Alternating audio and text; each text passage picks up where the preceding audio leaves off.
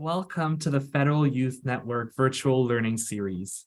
I would like to begin by acknowledging that I'm here on the traditional unceded territory of the Algonquin Anishinaabe people, and I encourage all of you to acknowledge the land you are on as well. Today's session on pension plans is the last of our GC101 Total Compensation series, during which we gave a brief overview of topics such as classifications, pay, and collective agreements.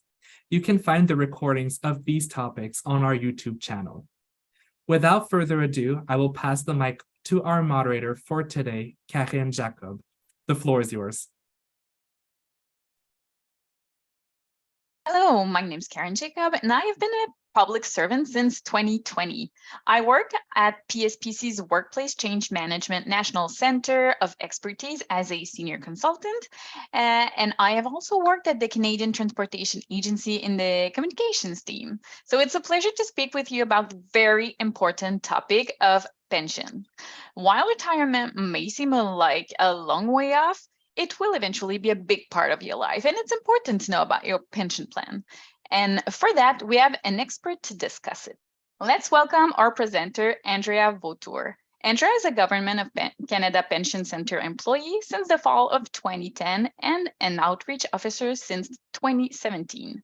She has a Pension Plan Administration Certificate, a program offered by the Humber College. Andrea has delivered over 500 sessions, which include sessions for the RCMP, Correctional Services of Canada, and the Public Service of Canada employees from coast to coast to coast. Andrea will give you a brief presentation, and then we'll go into more details together. Andrea, the floor is yours. Our session is live here at the Government of Canada Pension Centre in Shediac, New Brunswick. The Pension Centre administers your pension plan. Not only do we administer your pension plan, but we also administer the pension plan of the RCMP. And we also administer the pension plan of the Canadian Armed Forces through our sister office in Ontario. So I'm going to provide you a brief overview of the basics accordingly. So you're new to the public service. You're wondering, what is this pension plan?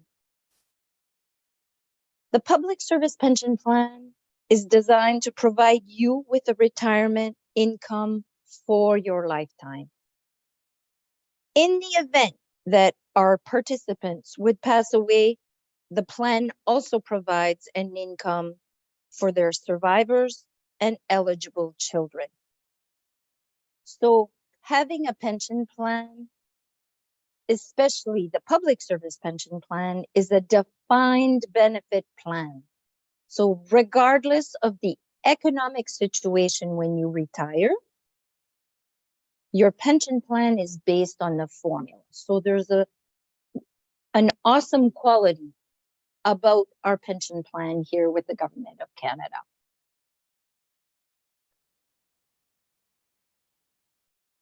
How do you know if you are a participant in the pension plan? Well, you must be eligible to contribute. When you became an employee, you had a letter of offer. You should be checking your letter of offer to know if you are eligible to contribute into your pension plan. You are a contributor if you were hired as an indeterminate. You are a contributor if your term is more than 6 months and that your assigned work week was 12 hours or more. Anyone who would sign a letter of offer of less than 6 months of terms of employment, if it is extended beyond 6 months, you are eligible to contribute into the pension plan. So contributing into the pension plan is a shared contribution. And good news, because 2023 the pension contributions are a bit lower this calendar year than they were in 2022. If you are a Group 1 contributor, meaning that you became a contributor prior to January 1st, 2013, you began your pension contributions in 2023, which is at the beginning of January. You would have began your contributions at 9.35. It's considered the low rate. Once you attain the yearly maximum pensionable earnings, you will then contribute at a high rate of 12.73%. Those of you who have joined the public service on or after January 1st of 2013, you are part of Group 2 contributors, and you began your pension contributions in January at 7.93. You would contribute at the low rate up until you reach the yearly maximum pensionable earnings established for 2023, which is 66,600. Once you attain that rate, you will then contribute with your employer at the high rate, which is 11.72.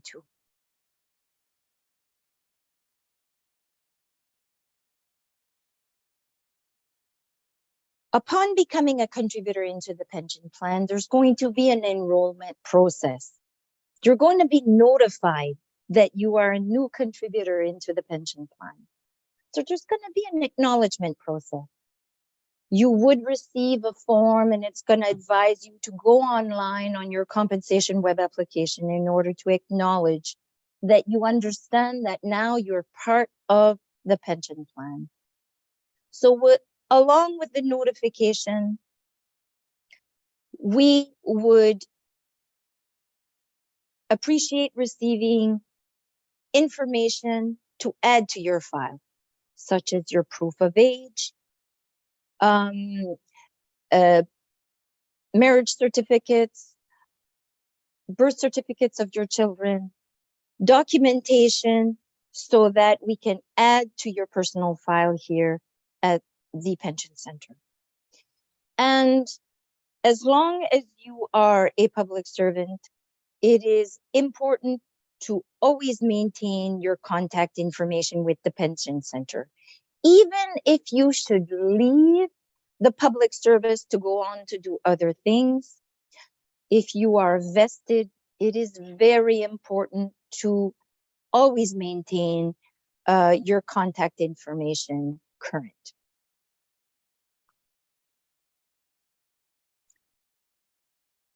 When you are a contributor into the pension plan, that means that it is pensionable service.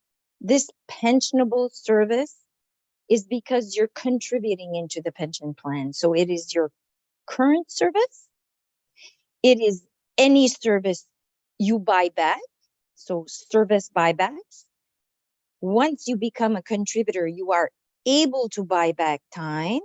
That may be when you were a student, or maybe you had a term with another department and it was less than 6 months. Maybe you received a return of contributions and that can be bought back. So once you become a contributor, you are eligible for service buyback if you have service that is eligible. You may also do a pension transfer agreement. We have agreements with private sector, with provinces, where if you had a pension with them, you can transfer it here, and vice versa, we can transfer your pension there. Leave without pay is also considered pensionable service. Our collective agreement has an array of types of leave, pending authorization from your supervisor. these types of leave can be pensionable. Okay. Also, upon becoming a contributor, you must contribute also to supplementary death benefit. What is supplementary death benefit? It is similar or a form of term life insurance. This supplementary death benefit equals 2 times your pensionable salary rounded up to the next $1,000. So it's not like your typical life insurance where you get to choose what amount you want to be covered with. There's a direct correlation with your pensionable salary and your coverage.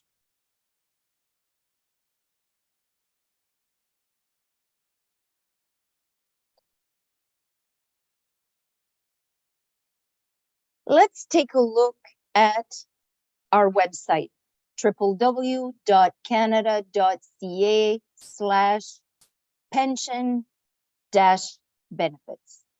So I'm going to encourage you all to browse our website. We're going to take a look at this together. When you arrive on our website,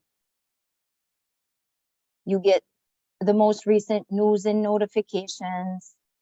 If you make your way about 2/3 down into the page, under services and information, these 3 links are going to provide you all the information you need to know about your pension plan. So I'm going to just browse with you a few of these topics. So under services and information, you would be selecting public service pension plan. Under public service pension plan, make your way about 1/3 into the page. And you're going to notice to the right of the screen, there's a blocked off section of the most requested links on our site. So all your colleagues throughout Canada will seek these links because they are the ones that are probably most popular because it gives us numbers. Okay.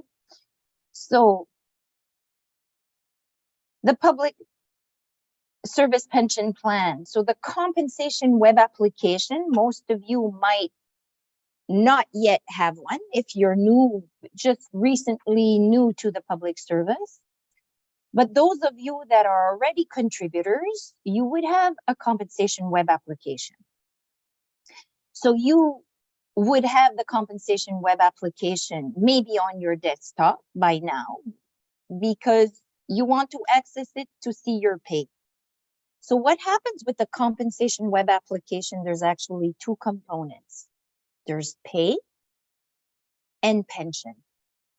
So the compensation web application requires you to have your My Key, and you must enter your PRI or your pension number to be able to access this secure site.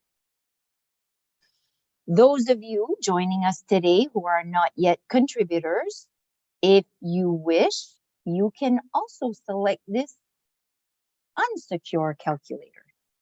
This unsecure calculator allows you to do all kinds of scenarios just the same.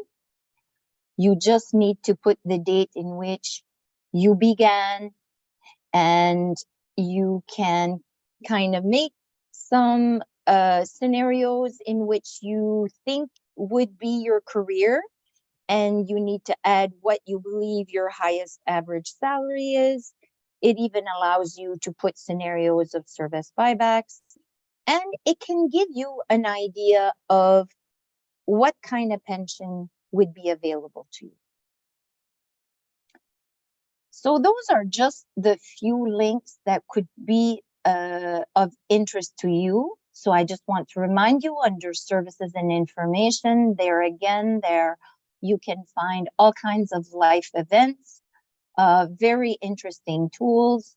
If you select plan information,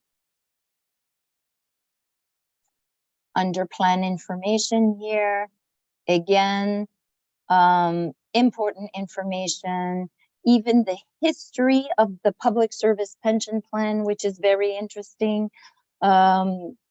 Your pension plan dates back to 1870. So it wasn't just recently created, and it states everything from it being an act. Not all pension plans in Canada are an act, but your pension plan is an act. Forms, video series, all kinds of cool information. So I would encourage you to access the website after this video.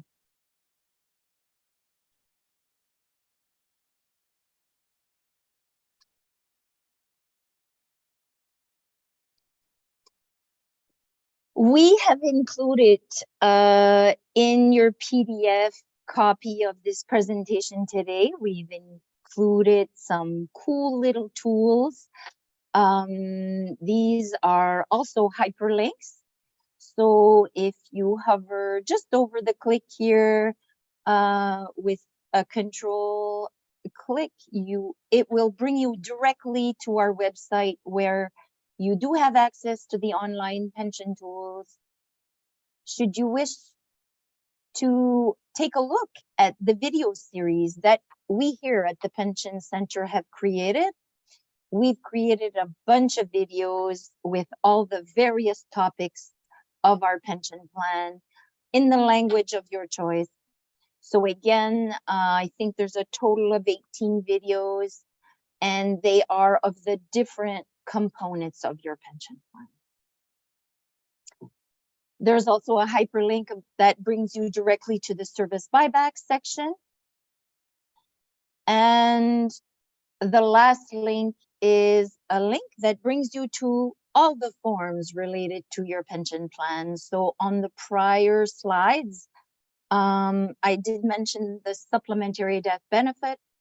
So those of you who would wish to designate a beneficiary, you can access the forms by clicking just here and finding the form related to SDB, which is the PWGSC 2196.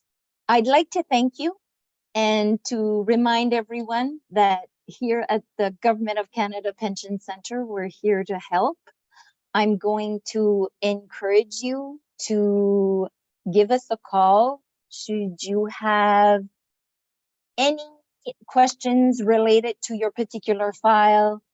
If you wish to get service buyback estimates, verify what documents would be preferred to your file, don't hesitate to call us at 1-800-561-7930. Thank you for joining us today. Thank you, Indra. Very interesting. Great information to start learning more about our pension plan. And I have to say that I did service buyback, and I did call the pension center, and everyone was really, really helpful in that process. So yes, I'd like you encourage everyone to reach out to the pension center. But I do have a few questions for you to go maybe a little bit deeper in some of the topics that you touched on. So I was just wondering, like, what are the advantages of our pension plan? Like, do we need to worry about the market fluctuations for our pension in the future? Great question, Karen. So what happens is our pension plan is a defined benefit plan, as I had mentioned on slide 2. And the benefits of a defined benefit plan is that our pension is a defined formula that calculates our benefits. So this defined formula doesn't depend on the economic situation when we retire. So whatever's going on in the economy when we retire is irrelevant, because your pension is determined on a formula. And that formula depends on your years of service and your highest average salary multiplied by 2%. So regardless what's going on, your benefits will be paid accordingly. Well, And that's reassuring. index is another advantage. So your pension will be indexed. So once you're a retiree and the cost of living goes up, your benefits go up with the cost of living so that your buying power remains the same. Oh, that's very interesting. I have also a few questions for you about the beneficiary. So if my beneficiary dies before me, what happens to the supplementary death benefit? Good question. So should your beneficiary pass away before you, you are able to submit a new designation. So what happens with designating a beneficiary? It's important to update it as life changes. So submitting a new designation doesn't cost anything. You just need to download the form, have it witnessed, and mail in the new designation. So other than the cost of postage, it does not cost to update your beneficiary as you need to have it updated. Okay, so that would be the same if, for example, I get a divorce and I want to change my beneficiary, it would be the same process. The same process, exactly. Oh, okay, perfect. Yeah, so another question for you, Andrea. So for people who have accumulated some part-time service, can they pay extra contributions to make this part-time count as full-time? Unfortunately, no. What happens with part-time service is the years a participant was a part-time employee, those years of part-time service are prorated in their retirement calculation. If I, example, would have worked 2 years in my career at 20 hours on 37.5, I'm not able to buy those extra 10 hours per week for those years and pay the extra contributions to make it full-time service. Okay, I have another question for you, Andrea. So here's a scenario. If I take a period of leave without pay, what happens to my pension contributions? Your pension contributions are going to become deficient. So while you were out on leave, we would have already had provided you with an estimate, and we would have already had a consultation with you to help you prepare for your leave without pay. So we would encourage any of you, when you have a conversation with your supervisor about taking leave without pay, to also communicate with the pension center prior to your leave to get an estimate. We're going to provide you an estimate based on your pension contribution deficiencies, along with your SDB premiums that will be deficient, and we'll review with you your options, because there are options of repayment. There are also options not to count. So you have the ability, example, if you took a 1-year personal leave, that 1-year personal leave still counts as pensionable employment. It will still count in your defined formula when you retire. And for those of us who are less familiar with the acronym SDB, can you just explain it to us?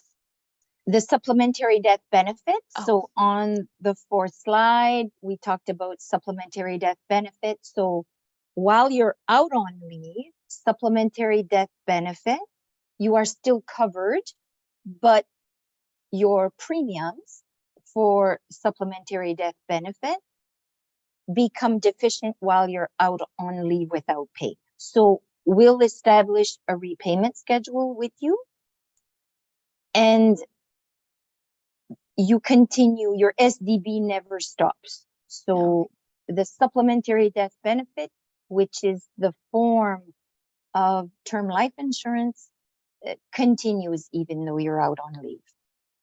All right, thanks for clarifying that for me.